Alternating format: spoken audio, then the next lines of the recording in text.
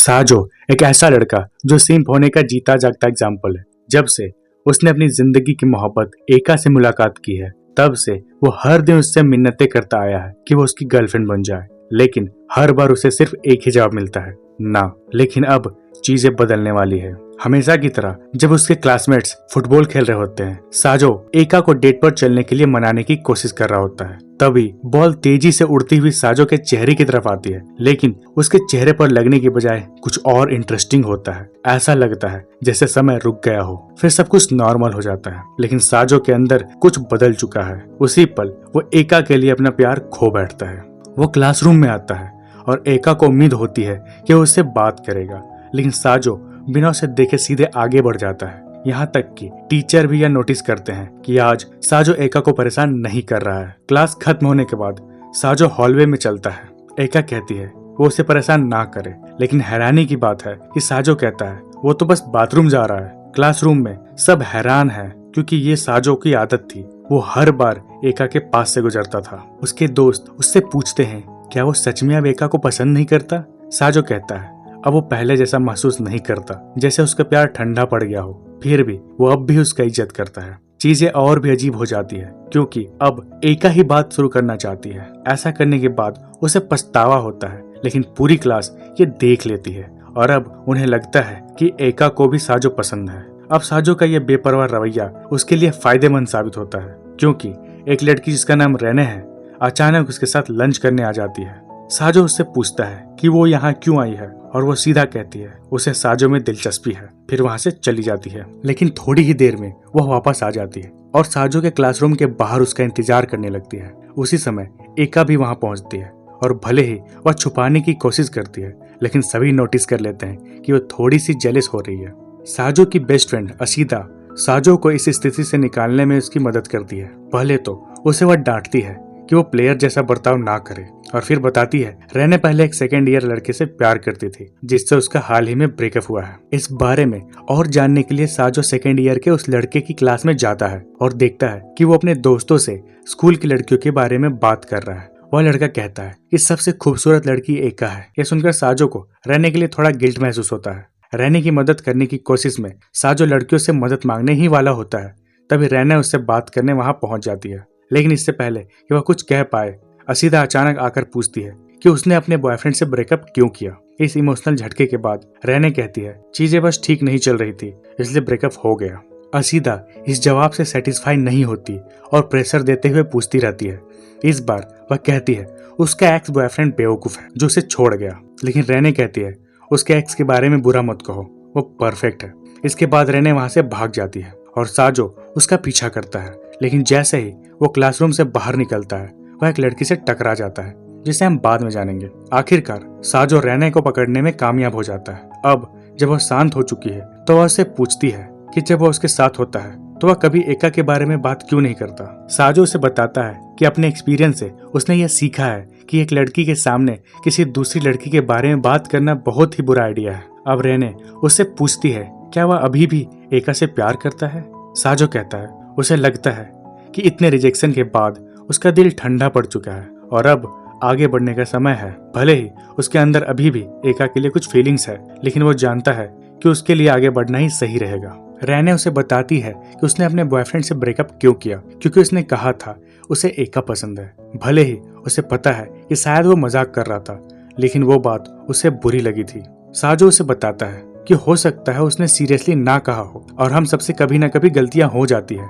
उसे सिर्फ इसलिए दुखी नहीं होना चाहिए कि किसी ने उसे एक बार रिजेक्ट कर दिया है। एग्जाम्पल के तौर पर जब उसने एक लड़की को प्रपोज किया था तो उसने उसे रिजेक्ट कर दिया और अपने बॉयफ्रेंड के साथ मिलकर उसका मजाक उड़ाया, लेकिन उसी सिचुएशन की वजह से उसकी मुलाकात एका से हुई। वही अकेली इंसान थी जिसने उस समय उसकी मदद की और तभी से वह उससे प्यार करने लगा।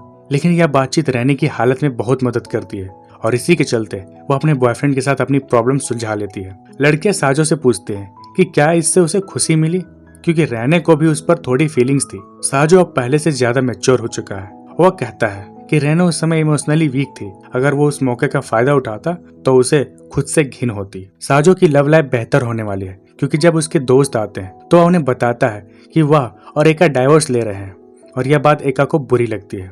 बाद में जब वह शीशे में खुद को देख रहा होता है तो कोई दरवाजा खटखटाता है और पता चलता है कि वो तो एका है। वह अंदर आती है और कहती है कि वह कुछ दिनों से अजीब बर्ताव कर रहा है। पहले भी अजीब करता था, लेकिन अब तो वो पूरी तरह से बेपरवाह हो गया है। क्या उसने उसे पसंद करना बंद कर दिया है? साजो का जवाब होता है, क्या तुम मेरे साथ बाहर चलोगी? एका तुरंत मना कर देती है। साजो ने एका का पीछा करना इसलिए बंद कर दिया क्योंकि वह जानता है कि एका उसे पसंद नहीं करती और ये दोनों के लिए समय की बर्बादी है। वह साजो को नहीं बल्कि वो अटेंशन को पसंद करती थी जो साजो दिया करता था। इस बातचीत के बीच साजो की बहन स्कूल से आ जाती है और उसके बारे में हम ज्यादा कुछ नहीं जानते सिवाय इसके कि वह स्टूडेंट काउंसिल में है और स्कूल में काफी पॉपुलर है। कुछ दिन बाद साजो एका को उसके घर छोड़ने जाता है, लेकिन रास्ते में एका रुक जाती है और पूछती है कि क्या उसके पास कहने के लिए कुछ नहीं है। लेकिन यह सवाल करना गलत साबित होता है क्योंकि साजो कहता है कि वह आज के बाद उसका पीछा पूरी तरह से बंद कर देगा।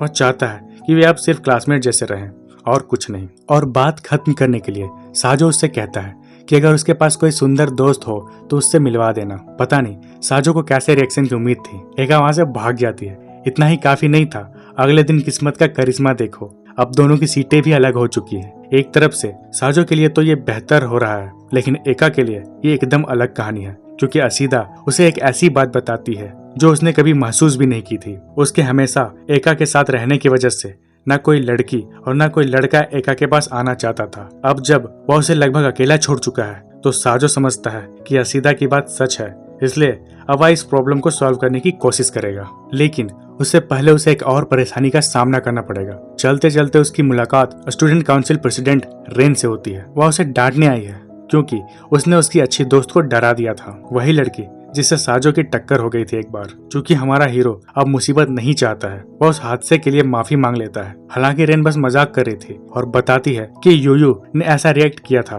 क्योंकि उसे लड़कों से घुलना मिलना मुश्किल लगता है, इसलिए ये उसकी गलती नहीं थी। ये सब जानने के बाद साजो को इस बातचीत में कोई दिलचस्पी नहीं रहती है, इसलिए वह जाने लगता है। लेकिन रेन उसे रोक लेती है और कहती है वह उससे अकेले में बात करना चाहती है। जब वे अकेले होते हैं तो वह कहती है कि उसे पता है कि साजो की उसकी दोस्त के प्रति कोई गलत नियत नहीं है और जाहिर है साजो ने तो उसे बस एक ही बार देखा है। असली वजह तो ये है कि रेन ने नोटिस किया है कि साजो लोगों को बहुत अच्छी तरह से समझ पाता है। वह उसे मदद मांगती है। रेन कहती है कि उसके क्लासमेट्स अपने अपने काम में तो बहुत अच्छे हैं, लेकिन कभी कभी वे दुखी हो जाते हैं और उसे समझ नहीं आता कि उन्हें क्या कहे या फिर क्या करे। साजो उसे सलाह देता है कि एक प्रेसिडेंट के तौर पर सबसे खराब चीज ये होगी कि वह अपना रोल छोड़ दे। उसके क्लासमेट्स उससे सिंपैथी नहीं बल्कि डायरेक्शन चाहते हैं। वह सबसे अच्छा काम ये कर सकती है कि उनके पीठ पर हाथ रखकर कहे सब ठीक है क्योंकि मुझे तुम पर भरोसा है। इस शानदार सजेशन के लिए रेन उसका धन्यवाद करती है कि उसने उसके लिए समय निकाला, लेकिन जाने से पहले वह उसका नाम पूछती है। पता नहीं क्यों, लेकिन हमारा हीरो उसे अपना नहीं अपने दोस्त का नाम बता देता है। अगले दिन साजो हमेशा की तरह अपनी बहन के साथ घर से निकलता है। उसकी बहन देखती है कि एका भी उसी समय स्कूल जा रही है, इसलिए अपने भाई को थोड़ा वक्त दिलाने के लिए वह उसे अकेले छोड़ देती है और कहती है एका के साथ चले जाओ। लेकिन जैसा उसने सोचा था वैसा कुछ भी नहीं होता क्योंकि पूरे रास्ते दोनों में एक भी बात नहीं होती। इंटरेस्टिंग चीज तब होती है जब वे स्कूल पहुंचते हैं क्योंकि असीदा दौड़ती हुई आती है और साजो से कहती है प्रेसिडेंट उसे गुस्से से क्लासरूम में ढूंढ रही है। वजह यह है कि उसे पता चल गया है कि साजो ने अपना असली नाम नहीं बताया था। जब उसे उसका असली नाम पता चल गया है तो वह उसका मीटिंग रूम में इंतजार कर रही है ताकि उससे बात कर सके। मीटिंग रूम में रेन उससे पूछती है कि उसने अपना असली नाम क्यों नहीं बताया और हमारा हीरो बहुत ईमानदारी से जवाब देता है। वह मानता है कि अगर रेन को उसका नाम याद रह गया तो वह उसके लिए बुरा होगा, लेकिन उसके दोस्त के लिए नहीं। रेन ये समझ जाती है और अब वह उसे असली कारण बताती है कि वो यहाँ क्यों आई है। यूयू उससे माफी मांगना चाहती है अपने उस रिएक्शन के लिए और साजो को जानने के बाद उसे लगता है कि वह अपने लड़कों से डर को थोड़ा थोड़ा ठीक कर सकती है। इसके जवाब में साजो बस उसे गुड लक कहता है। रूम के बाहर निकलते समय उसकी मुलाकात असीदा से होती है जो उसे कहती है जाकर एका को देखो। जब साजो क्लासरूम में जाता है वह देखता है कि एका अब अपने सारे क्लासमेट्स के साथ बहुत अच्छे से घुल मिल रही है। ये देख के वो बहुत खुश हो जाता है। हालांकि वह जानता है कि चाहे वह उसके साथ रहना चाहता है, लेकिन उसके लिए दूरी बनाना ही बेहतर है। इसी वक्त उसकी बहन का फोन आता है जो चाहती है कि वह कुछ स्टूडेंट काउंसिल का काम करने में उसकी मदद करे। पहले तो वो मना करता है, लेकिन जब उसकी बहन कहती है अगर उसने मदद नहीं की तो वह सबको बता देगी कि वह अपनी उम्र के बारे में झूठ बोलकर पार्ट टाइम जॉब करता है। साजो मान जाता है। वह काम शुरू करता है और जब सब कुछ खत्म हो जाता है तो काउंसिल के सभी लोग उसके काम से बहुत खुश होते हैं।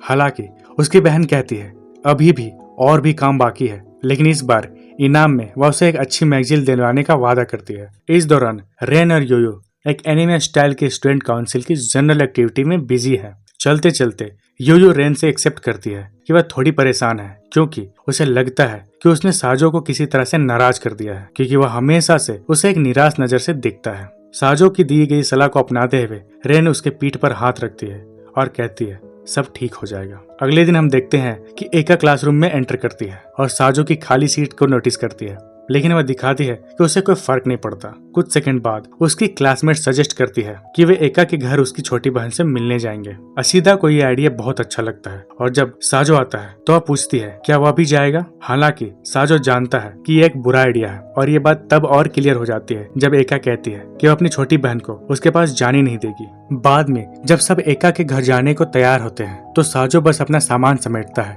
और क्लासरूम से बाहर निकल जाता है। एका ये नोटिस करती है और उसे रोकती है। थोड़ा झिझकते हुए पूछती है कि क्या वह सच में उसके घर नहीं जाएगा। इससे पहले कि वह जवाब दे सके रेन आती है और माफी मांगती है कि वह उनकी बातचीत में रुकावट डाल रही है, लेकिन उसे साजो से अकेले में बात करनी है। आगे वह उसे धन्यवाद देती है क्योंकि जो सलाह उसने दी थी वह उसकी दोस्त के लिए बहुत मददगार रही। हालांकि अब एक और समस्या सामने आई है। योयो उदास है क्योंकि उसे लगता है कि साजो ने उसके इमोशंस को गलत समझा। रेन साजो से उसकी ईमानदार राय पूछती है। वह एक्सेप्ट करता है कि वह थोड़ा निराश है। योयो ने उससे माफी अपने भलाई के लिए या अपने ट्रॉमा से उबरने के लिए नहीं मांगी, बल्कि वह खुद से थक चुकी थी। उसने साजो की काइंडनेस को ठुकराया, तब उसने बदलाव की ठान ली। यही बात उसे थोड़ी परेशान करती है क्योंकि योयो ने उसके मीटिंग का इस्तेमाल अपने सेल्फ डाउट से बाहर निकलने के लिए किया।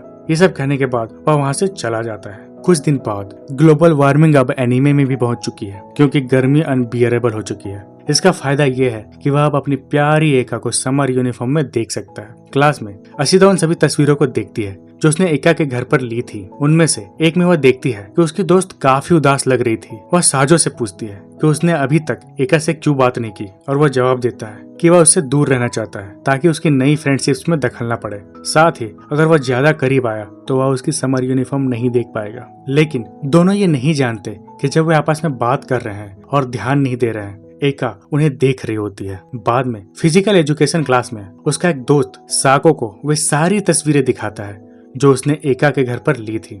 जब साजो उन्हें देख रहा होता है तभी उसकी बहन का मैसेज आता है कि आज उसे उसकी मदद की जरूरत नहीं है। कुछ मिनटों बाद साजो लंच के लिए क्लासरूम में आता है, लेकिन उसका दोस्त पहले से ही ग्रुप ऑफ गर्ल्स के साथ बिजी है। यह देखकर वो अकेले लंच करने चला जाता है, लेकिन तभी एका अचानक प्रकट होती है और बिल्कुल भी खुश नहीं लगती। वह साजो का हाथ पकड़ती है और उसे अकेले में बात करने के लिए ले जाती है। हालांकि वह कुछ नहीं कहती। साजो सोचने लगता है कि एका नाराज क्यों है। इन शॉर्ट वह जल रही है। यह देखकर साजो काफी एक्साइटेड हो जाता है, यह जानकर कि उसकी प्यारी एका उसके लिए जल रही है। हालांकि यह जानकर कि एका कभी इसको एक्सेप्ट नहीं करेगी, वह वहां से भाग जाता है। बाद में जब वह असेदा से अब तक हुई सारी बातों के बारे में बात कर रहा होता है, तभी पूरे स्कूल का सबसे हैंडसम लड़का हयातो साजो को ढूंढते हुए आता है। हयातो से एक तरफ ले जाकर बात करता है और सबसे पहले जो सवाल वह पूछता है वह यह है कि साजो खुद के बारे में क्या सोचता है। साजो जवाब देता है कि किसी भी हाल में वह तो बस एक आम इंसान है, या फिर यूं कहें जिंदगी में एक एनपीसी है। तब हयातो सवाल बदल देता है और पूछता है कि क्या एका के साथ व्यवहार में बदलाव उसके बहन के रिश्ते की वजह से है। साजो इसका जवाब देना नहीं चाहता है और बहुत देर तक टाल मटोल करने के बाद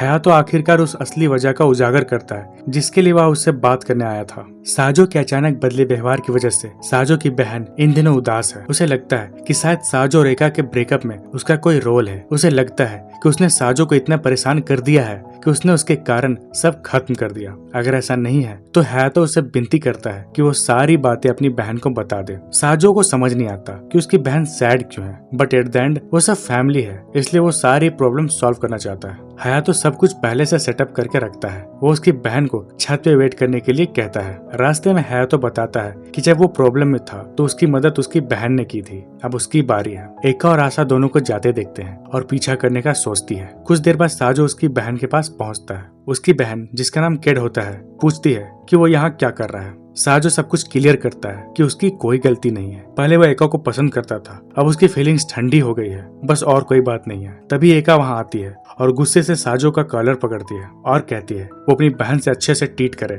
रिस्पेक्ट करे और माफी मांगे, और फिर वहाँ से भाग जाती है। घर लौटते समय वो अपनी बहन के लिए कुछ खरीदने एक दुकान पर जाता है। ताकि माफी के तौर पर उसे कुछ दे सके। जब वह घर आता है तो वह अपनी माँ को ग्रीट करता है और केड को वह तोहफा दे देता है। शुरुआत में वह सख्त बनने की कोशिश करती है, लेकिन अंदर से उसे वह तोहफा बहुत पसंद आया। फिर एक फ्रेंडली भाई बहन की लड़ाई शुरू होती है, क्योंकि वो अपना खाना साजो के साथ बांटना नहीं चाहती। बदले में साजो उसकी एक फोटो ले लेता है और मजाक करता है कि उसके दोस्त इसके लिए बहुत पैसे देंगे, लेकिन इसके बदले उसे अपनी बहन से पिटाई खानी पड़ती है। अब लड़कियों की ओर चलते हैं। वह उस समय के बारे में बात कर रही है जब सभी लोग एका के घर गए थे। एका असेदा को बताती है कि जब उसने अपनी छोटी बहन को सभी के साथ घुलते मिलते देखा तो उसे थोड़ा दुख हुआ, जबकि वह खुद बड़ी होने के बावजूद सोशल होने में स्ट्रगल करती है। हालांकि असेदा कहती है कि यह असली कारण नहीं था जिससे वह दुखी थी। असली वजह यह थी कि साजो अभी तक नहीं पहुंचा था। भले ही वह इसे एक्सेप्ट नहीं करना चाहती है, लेकिन वह उसके लिए कुछ फील करती है। पहले जब वह हमेशा उसके पीछे पीछे रहता था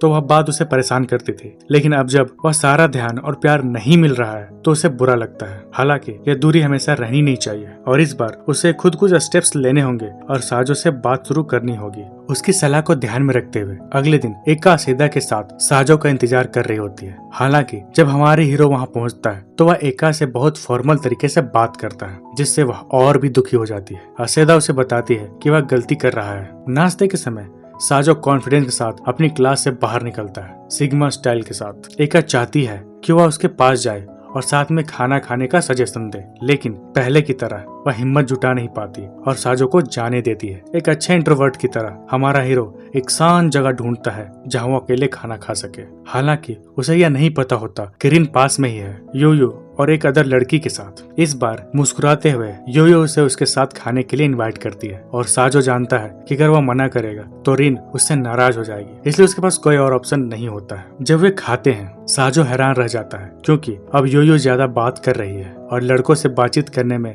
अब वह डरती नहीं है। हालांकि यह लड़की जिसका नाम आया है उसे ज्यादा पसंद नहीं करती, क्योंकि साजो ने योयो से पूछा था कि क्या उसका कोई बॉयफ्रेंड है, और जब उसे समझ आता कि साजो का इंटेंशन गलत नहीं है तो आया भी उससे घुल मिल जाती। बाद में अकेले में रिन हमारे हीरो को योयो की मदद के लिए धन्यवाद देती है। उसके कारण ही योयो को ऐसा एहसास हुआ कि सभी लड़के बुरे नहीं होते और अब वह दूसरे के साथ काफी मिलनसार हो गई है। वह उसे उस सलाह के लिए धन्यवाद देती है जिससे उसके दोस्तों के साथ उसके रिश्ते बेहतर हुए हैं। अब क्लास में योयो का भाई ससाकी लगातार अपनी बहन से साजो से बातचीत के बाद उसके बिहेवियर में बदलाव के बारे में इंफॉर्मेशन ले रहा है, लेकिन बातचीत में ट्विस्ट तब आता है जब ससाकी साजो से एका के साथ उसके रिश्ते के बारे में पूछता है। एक बार फिर साजो वही बात बताता है जो हम पहले से जानते हैं, लेकिन इस बार ससाकी कबूल करता है कि वह एका को सच में पसंद करता है और पूछता है कि क्या उसे बुरा लगेगा अगर वह एका को प्रपोज करे। हमारा हीरो कहता है ठीक है, भले ही अंदर उसे जलन हो रही होती है,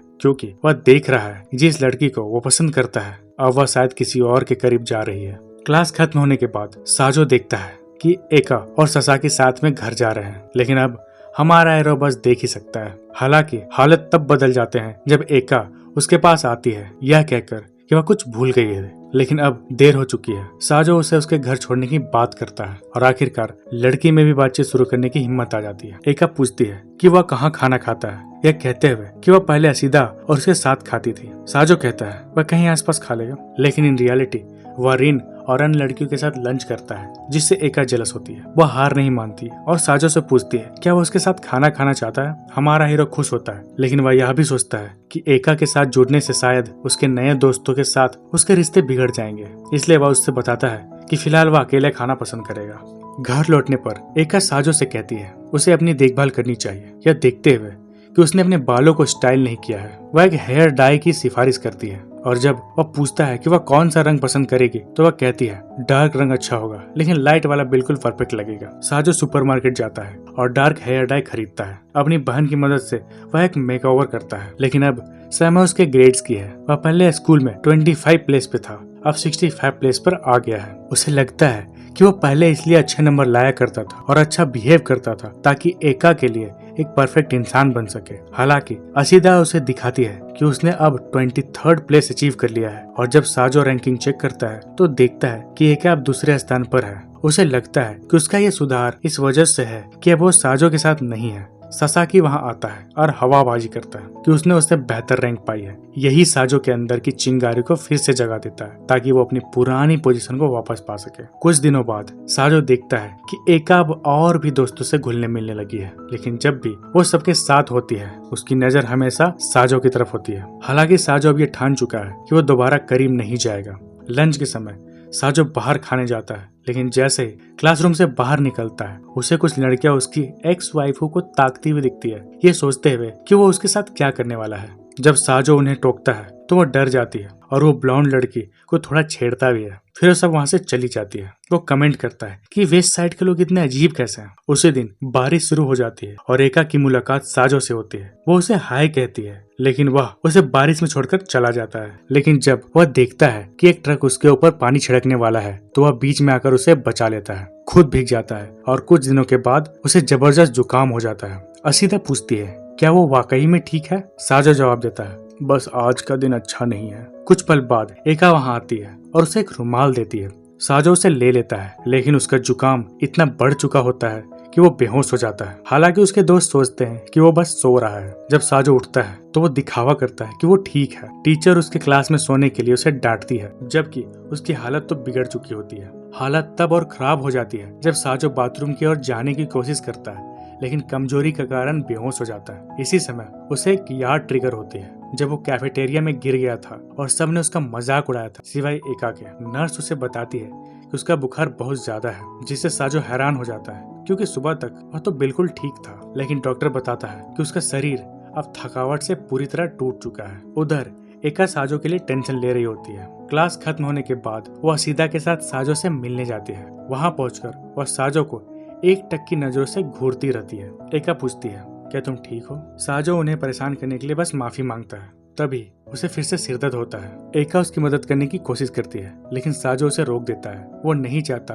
कि उसे भी सर्दी हो जाए। वो दोनों लड़कियों से जाने के लिए कहता है और वो समझ जाती है। लेकिन जैसे ही वो बाहर जाती है उन्हें केड और रिन मिलते हैं। दोबारा अंदर आने का फैसला किया जाता है। केड जो अपने भाई के लिए चिंतित थी उसे ठीक देखकर फिर से सख्त रूप में आ जाती है। एका को जलन होती है क्योंकि साजो ने अपनी बहन और रिन को तो छू लिया, लेकिन उसे नहीं। अगले दिन साजो घर पर ही आराम करता है और हैरान हो जाता है जब उसके दोस्त उससे मिलने आते हैं। अंदर जाकर असीदा बताती है कि ये आइडिया एका का था और एका इन सभी के लिए खुद को ब्लेम करती है क्योंकि उसी की वजह से साजो बीमार हुआ है। जब उन्हें यकीन हो जाता है कि वो ठीक है तो वो चले जाते हैं। अगले दिन साजो की मुलाकात होती है ब्लॉन्ड लड़की मैरी से, जो एका से बात करना चाहती है। एका से मिलकर मैरी उसकी तारीफ करती है कि वो कितनी अच्छी और स्वीट लड़की है और प्रेसिडेंट के इलेक्शन में उसकी मदद मांगती है। उसे पूरा भरोसा है कि एका के साथ वो जीत जाएगी। लेकिन साजो को ये बात पसंद नहीं आती। वो कहता है अगर तुम एका को अपने कैंपेन में शामिल करोगे तो लोग तुम्हें भूल जाएंगे क्योंकि एका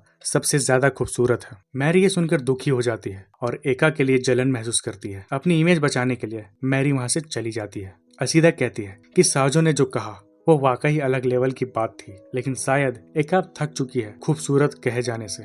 हालांकि जब साजो फिर से उसे सुंदर कहने लगता है तो एका उसे रोकती है, लेकिन फिर भी वो अपनी मुस्कान छुपा नहीं पाती और शर्माकर भाग जाती है। कुछ दिन बाद जब साजो खाने की जगह ढूंढ रहा होता है तो उसे यूयू बुलाती है कि वो उसके साथ लंच करे। साजो जानता है कि उन्होंने उसे इसलिए बुलाया है क्योंकि वो उससे कुछ पूछना चाहते हैं, इसलिए वो सीधे पूछता है तुम्हें क्या चाहिए। तभी रिन उसे पूछती है कि क्या उसने कभी स्टूडेंट काउंसिल में शामिल होने के बारे में सोचा है। ये सुनकर साजो तुरंत मना कर देता है। रिन समझाती है कि वो जल्दी प्रेसिडेंट की पोस्ट छोड़ने वाली है और अब तक उसे कोई ऐसा फर्स्ट ईयर या सेकंड ईयर का स्टूडेंट नहीं मिला जो उस पोस्ट को सीरियसली लेना चाहता हो, क्योंकि जो लड़कियां अप्लाई कर रही है वो सब बस मस्ती के लिए आ रही है, किसी को जिम्मेदारी की फिक्र नहीं। उसे लगता है कि साजो इस पद के लिए बिल्कुल सही हो सकता है। ये सुनकर साजो सोच में पड़ जाता है क्योंकि आज तक किसी ने उस तरह से इसे नहीं देखा था। अचानक यूयू उसका हाथ पकड़ लेती है और कहती है मैं तुम्हारे ऊपर भरोसा करती हूँ। ऐसा लगता है कि साजो को ये बात थोड़ी खटकती है क्योंकि वो तुरंत अपना हाथ पीछे खींच लेता है। हालांकि ये देखकर लड़कियां और भी ज्यादा नाराज हो जाती है। क्या करे क्या बोले समझ नहीं आता, इसलिए साजो फिर से यूयू का हाथ पकड़ लेता है, लेकिन इस बार लड़कियां और भी भड़क जाती है। ऐसे हालातों में साजो सोचता है अब तो मैं इस कमेटी से दूर रह ही नहीं सकता। कुछ मिनट बाद स्कूल के गलियारे में चलते हुए उसकी मुलाकात एका से होती है। वो कहती है तुम्हारे बाल काफी बिखरे हुए लग रहे हैं ना। फिर वो पास आती है और उसके बाल संवारने लगती है, जिससे साजो थोड़ा नर्वस हो जाता है। जब एका को एहसास होता है कि वो कितनी करीब आ गई है वह शर्मा जाती है। बाद में काउंसिल मीटिंग होती है जहाँ साजो दूसरे इकलौते लड़के को देखता है जो कमेटी में है। वहाँ उन्हें बताया जाता है कि जल्द ही नए स्टूडेंट के लिए एक गाइडेड टूर होने वाला है। वापस क्लासरूम में टीचर ये अनाउंस करते हैं कि जो भी स्टूडेंट किसी कमेटी में शामिल नहीं है वो टूर में मदद कर सकते हैं। एका और साजो का चुनाव किया जाता है। वो तय करते हैं कि कौन क्या करेगा और इसके लिए रॉक पेपर सीजर खेलते हैं। साजो जीत जाता है। इसका मतलब कि उसे कुछ भी नहीं करना पड़ेगा, जबकि एका को दूसरे लड़के के साथ काम करना होगा। ससाकी इस मौके का फायदा उठाता है और कहता है कि वह उस लड़के का जगह लेगा ताकि एका के साथ ज्यादा वक्त बिता सके।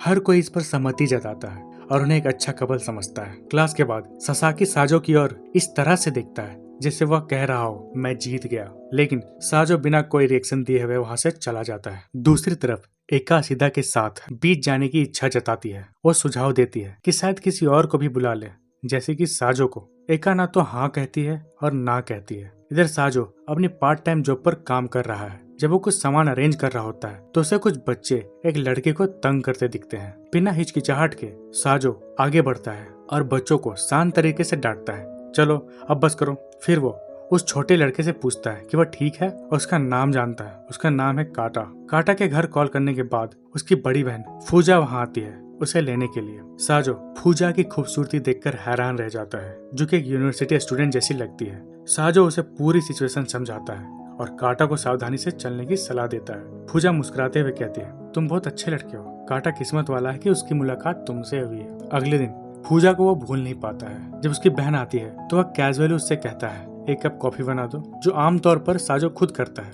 वह बात करती है उस इनविटेशन की जो रैन ने उसे कमेटी ज्वाइन करने के लिए भेजा था, लेकिन असल में वो जानना चाहती है कि साजो और रेन के बीच क्या चल रहा है। साजो जवाब देता है, रेन तो मेरे लिए बस एक बड़ी बहन जैसी है, उससे ज्यादा और कुछ नहीं। कमेटी में शामिल होने के बारे में वो फिर से मना कर देता है क्योंकि उसे लगता है कि ये बहुत ज्यादा जिम्मेदारी हो जाएगी। वह कहती है ठीक है, लेकिन फिर भी उसे सलाह देती है कि थोड़ा और सोच ले। उस दिन जब साजो काम पर होता है, वो यूनिवर्सिटी वाली लड़की फिर से आती है। वो बताती है कि वो पास में रहती है और उसे साजो से मिलकर बहुत अच्छा लगा। साजो थोड़ा नर्वस हो जाता है लेकिन जवाब देता है, मुझे भी आपसे मिलकर बहुत खुशी हुई। अब थोड़ा संभल कर फूजा बताती है कि वह एक ऑल गर्ल स्कूल में पढ़ती है। साजो को कोई हैरानी नहीं होती क्योंकि उसे लगता है कि फूजा के अंदर एक मेच्योरिटी और प्योरिटी का एहसास है, जिससे फूजा शर्मा जाती है। वो साजो को धन्यवाद देती है कि उसने उसे और उसके भाई की मदद की और बताती है कि उसके माता पिता बहुत सख्त हैं, जिस वजह से उसने अब तक बहुत कम लड़कों से बात की है। साजो से मिलना उसके लिए एक न्यू एक्सपीरियंस रहा है,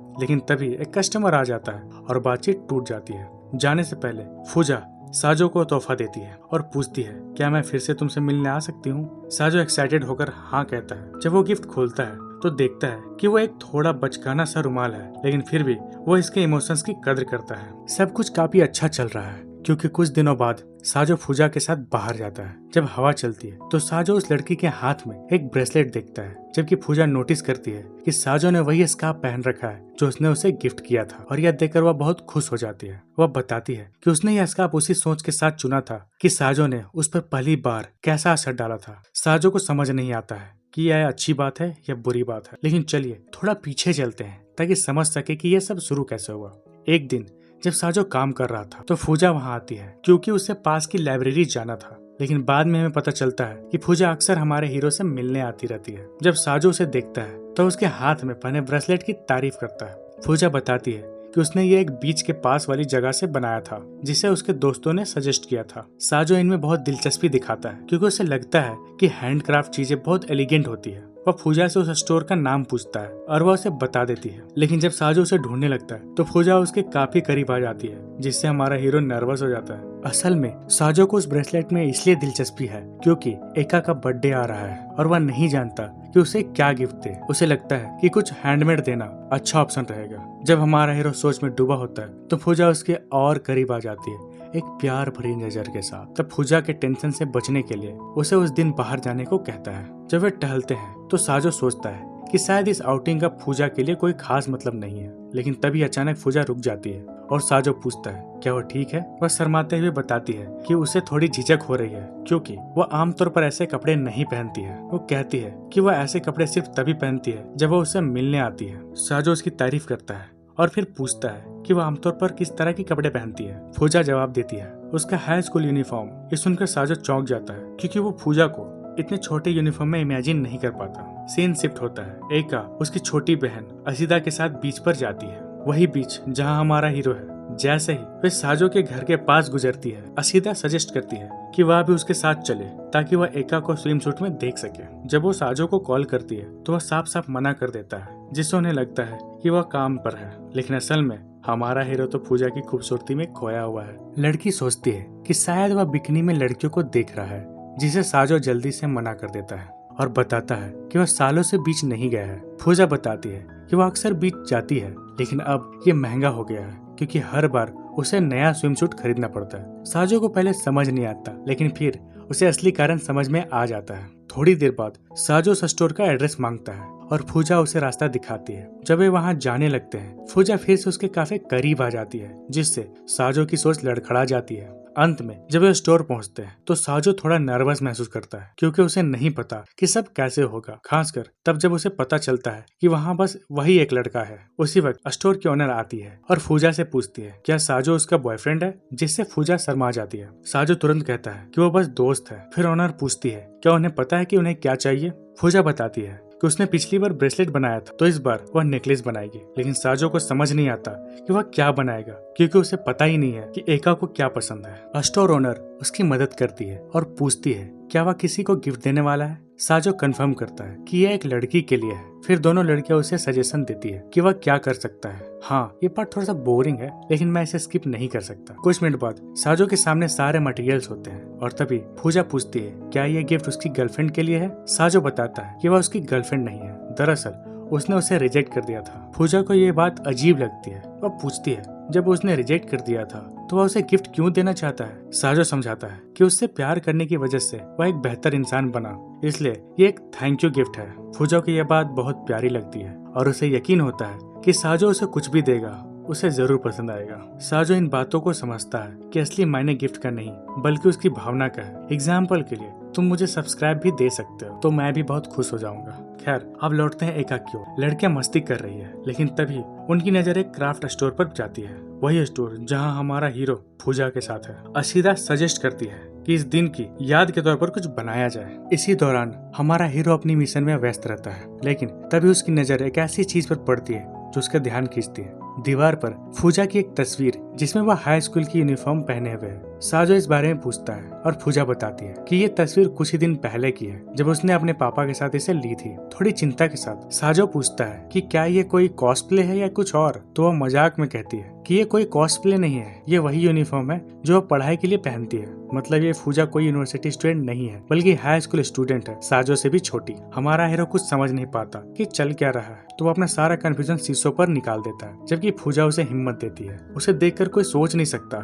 कि आजकल की हाई स्कूल की लड़कियां कितनी अजीब है। इसके बाद फूजा साजो से पूछती है कि उसने एका के प्यार को गिव अप क्यों कर दिया। साजो कंफर्म करता है क्योंकि इन सभी चीजों में 2 साल निकल गए, लेकिन उसे केवल रिजेक्शन ही मिला। वो अब मूव ऑन करना चाहता है, ये दोनों के लिए अच्छा है, और एका इसको तब तक नहीं समझ सकती जब तक कि वो किसी से प्यार न कर बैठे। इसके बाद एक लड़की स्टोर में आती है और साजो और फूजा वहां से चले जाते हैं। फूजा को जल्दी बस पकड़नी होती है क्योंकि अगर वो टाइम से नहीं पहुंचती तो बस छूट जाएगी, और हमारा हीरो उसे डांट तो सुना नहीं सकता। बस के अंदर फूजा बताती है जब वो पहली बार हाई स्कूल गई थी तब उसे किसी से प्यार हो गया था। ये सुन के साजो की हंसी निकल जाती है। कुछ देर बाद थकावट की वजह से फूजा साजो के कंधे में सो जाती है। तभी असूदा एका की फोटो स्विम सूट में भेजती है। अगले दिन साजो काम पे होता है, लेकिन वो जल्दी ही काम छोड़ देगा क्योंकि वो दोबारा स्कूल जा रहा है। वह ऑनर से पूछता है कि वो क्या करेगा। ऑनर कहता है उसने पहले ही किसी को हायर कर लिया है जिसे साजो को ट्रेन करना है, लेकिन वो उसकी क्लासमेट निकलती है जिसका नाम